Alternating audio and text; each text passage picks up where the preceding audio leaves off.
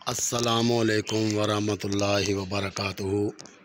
दोस्तों, आज मैं पीर सैयद इमाम अली शाह साहब काज़मी गज्जुमत्ता शरीफ आपके मज़ार अनवर पे मौजूद हूँ।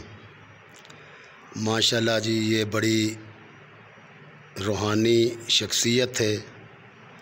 माशाल्लाह काना की तारीख़ में इतना बड़ा जनाज़ा आज तक मैंने नहीं देखा जितना इनका बहुत बड़ा जनाज़ा था।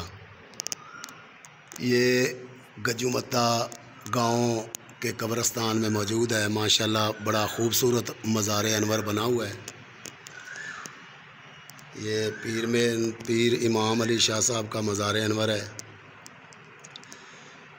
और ये इनके साथ इनके बेटे हैं सैयद मोहम्मद हुसैन शाह साहब।